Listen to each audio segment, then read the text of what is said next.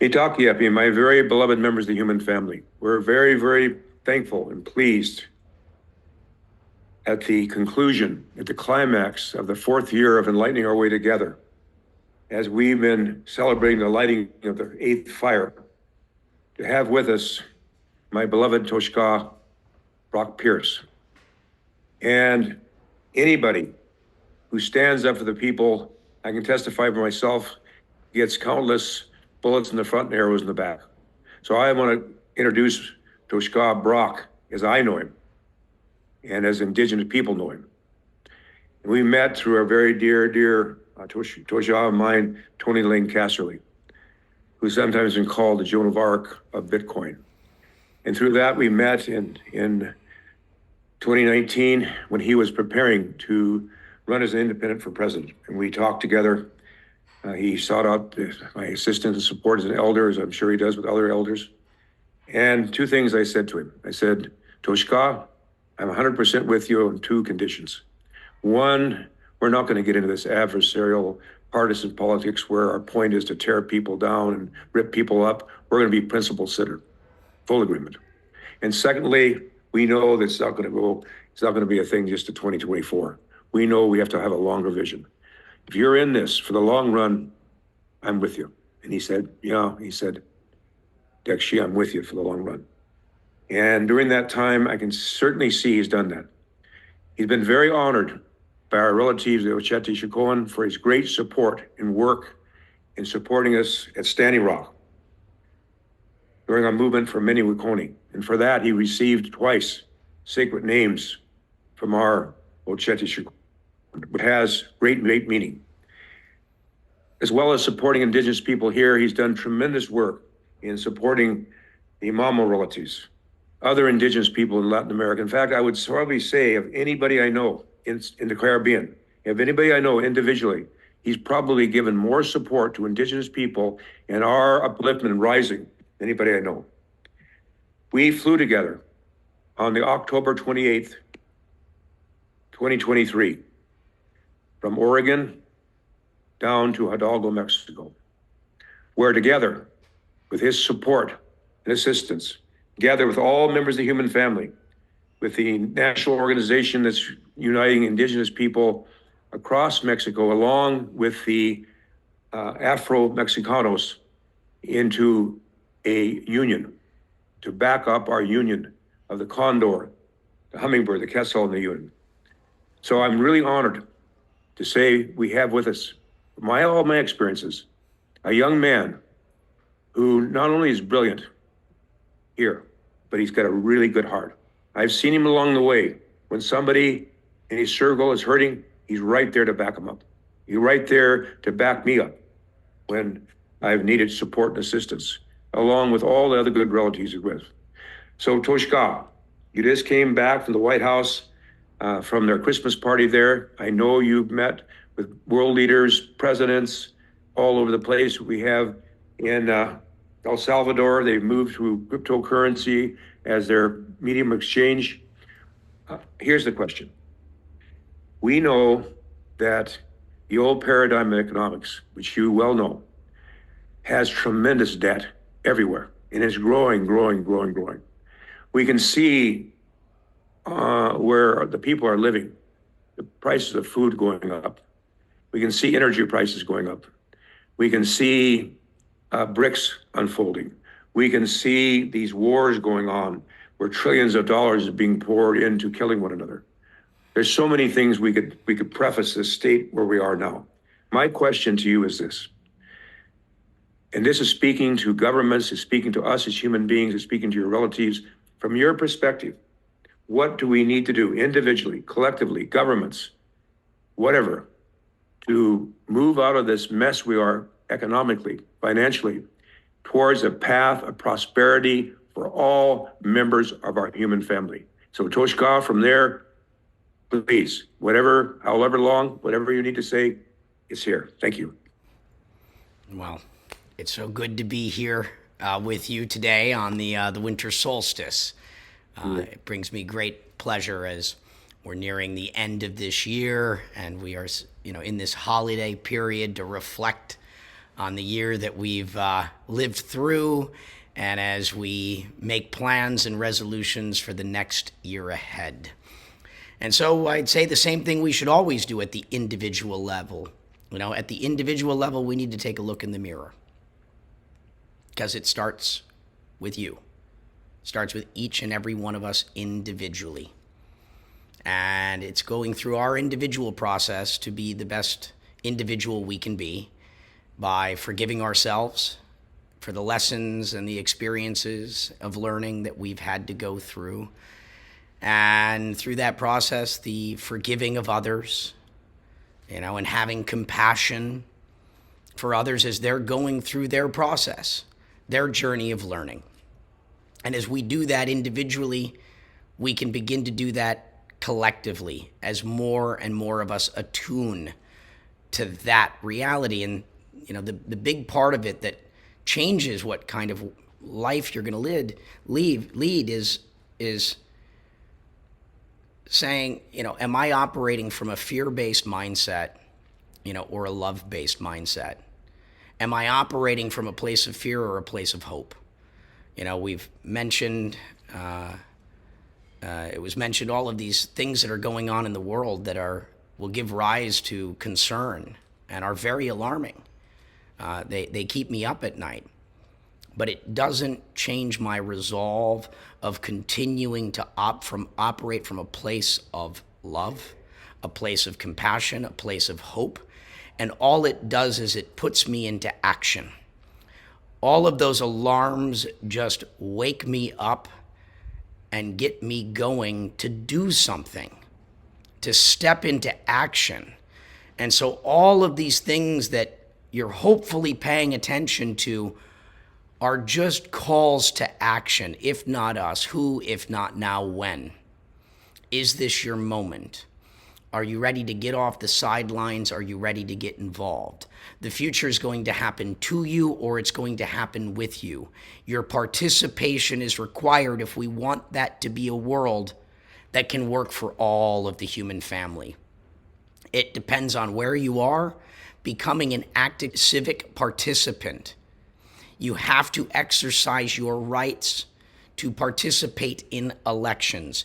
If you don't show up, others make the decisions for you.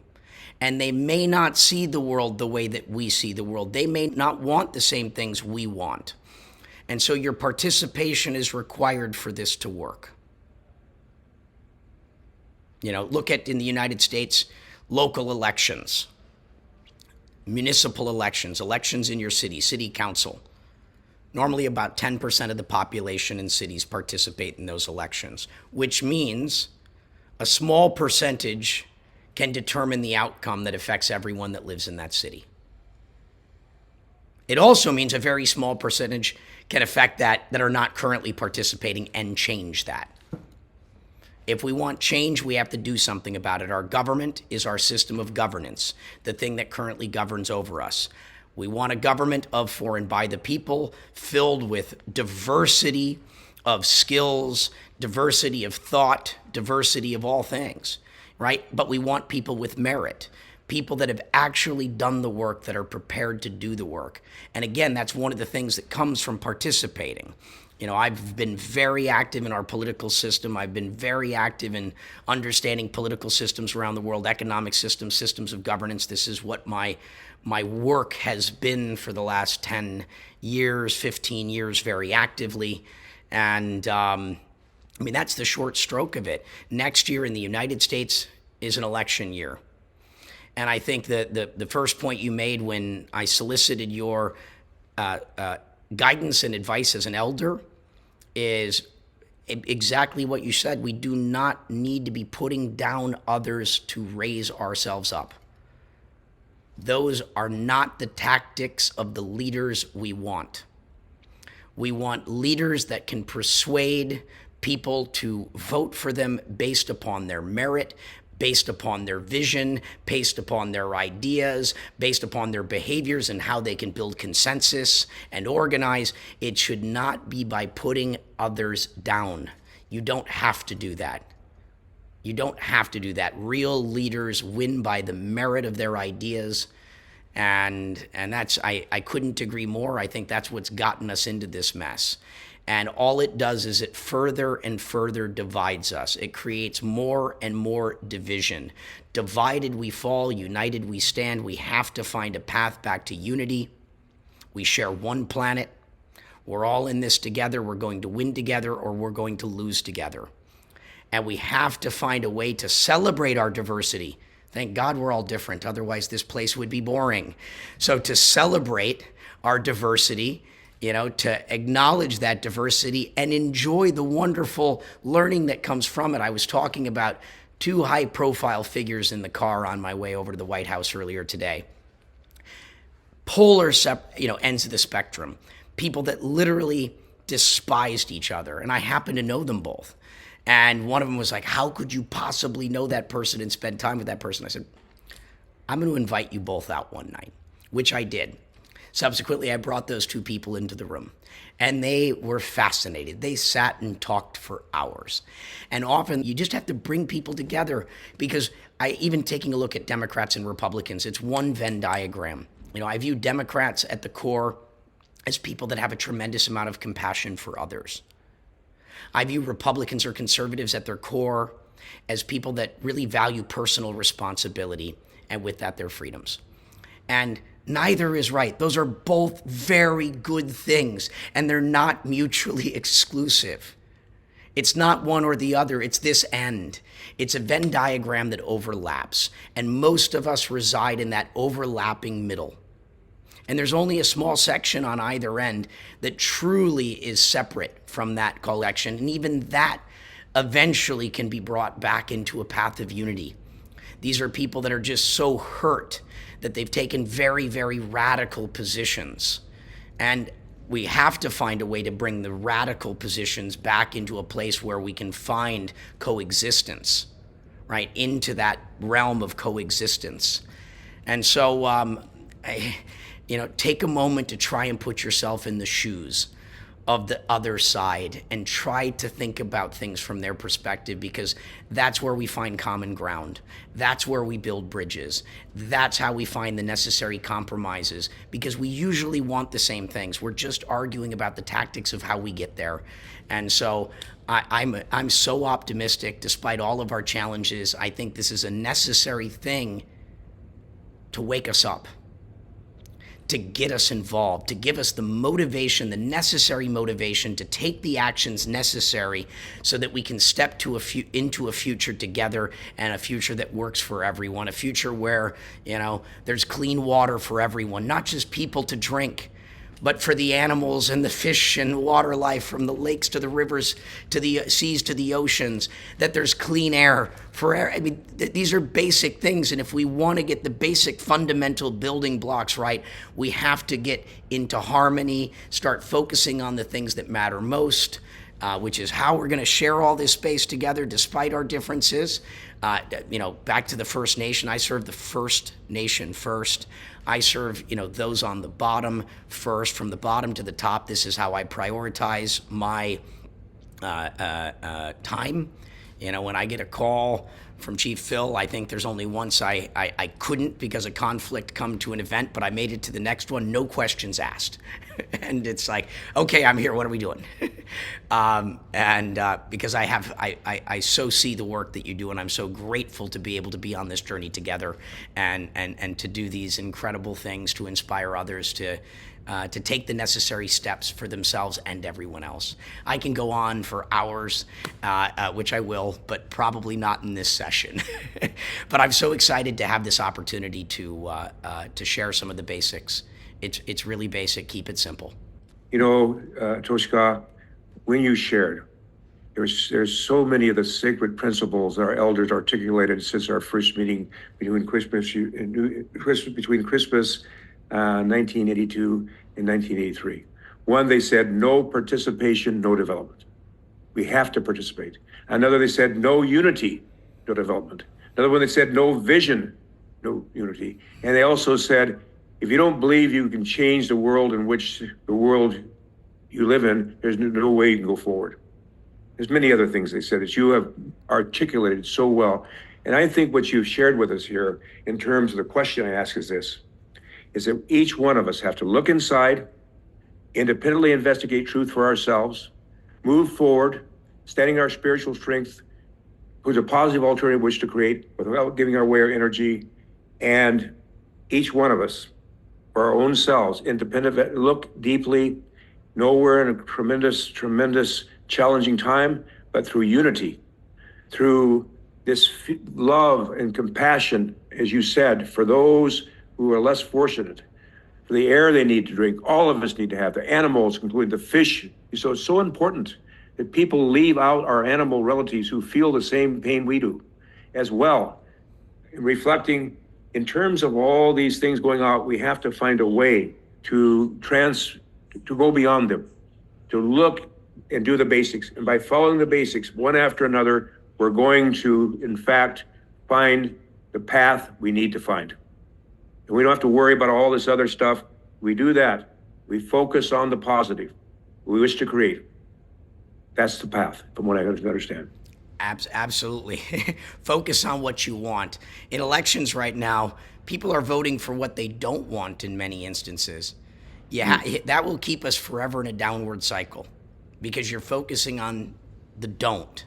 Right. You have to know what you want and strive and work toward getting what you want versus fighting against something that you don't want.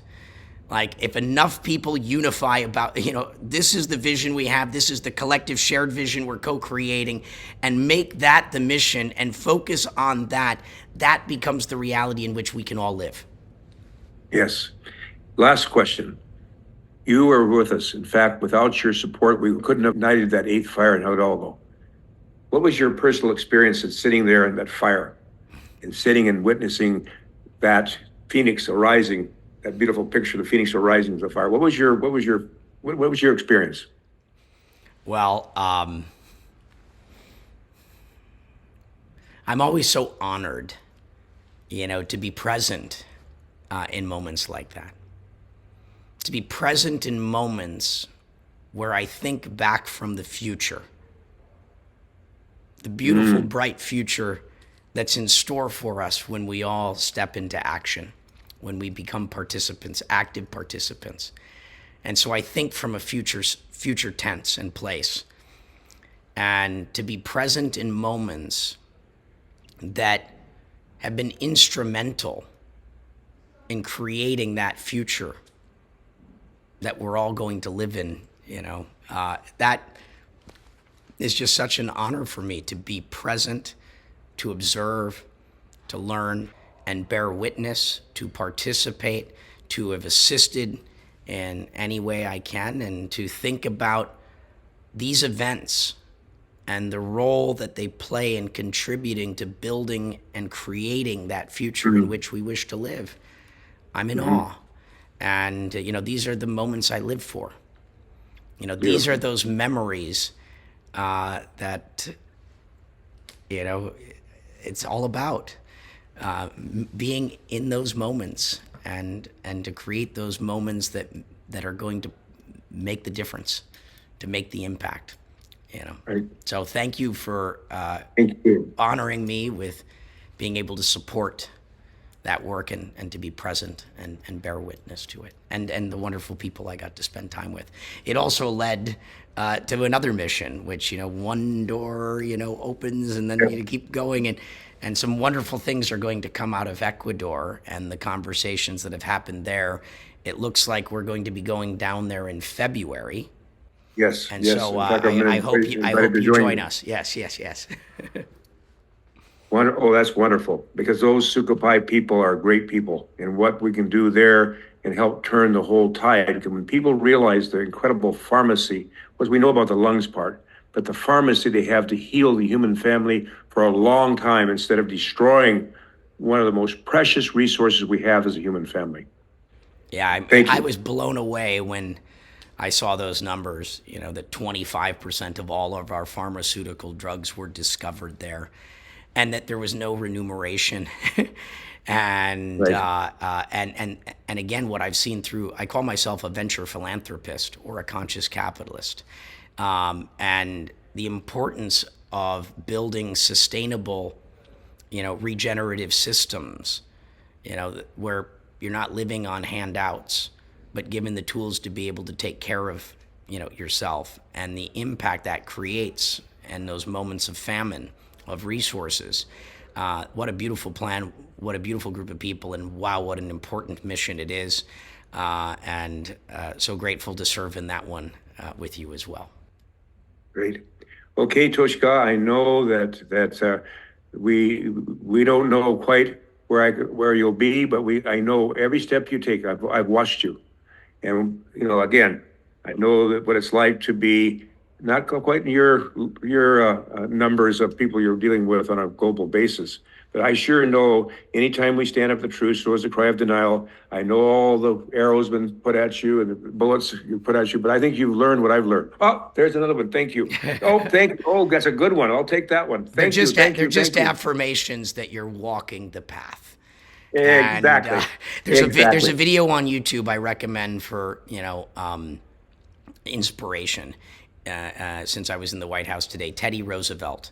It's called "The Man in the Arena." It's a speech of his that when you're feeling it, which I've taken so many. It's it's like I'm like a duck. It just like water off. Or it's I've been through enough of this. I just view them as affirmations that I'm doing the right thing. The moment there's not opposition, I'm not walking the path. It means I'm not pushing hard enough towards the things that really matter. Mm-hmm. Beautiful. Okay, Toshka, thank you so much. Give you a big hug. We'll see you soon on that red road before us. And please give my love and greetings to all the relatives I've met there in your circle. They certainly do a great job. They've always been very kind and respectful. And I'll also thank you for that wonderful experience I had at Burning Man. When the relatives saw me at 78 years old in Burning Man, they said, "What are you doing?" I said, I independently investigate the truth for myself. And I found some wonderful people. Sure, there's areas if you want to, just like in this world, there's all kinds of places you can go to. But the place that created Rainbow Lightning Camp, the other camps I was in, I found such a loving, kind relatives. So thank you again for that experience. Yes. I hope. And if you want to come back again next year and join the Rainbow Lightning family, I'm just one piece of it. We would be so grateful to have you. Well, I look forward to it. Thank you so much. Have a beautiful day. Thank you. Blessed be. Blessed be.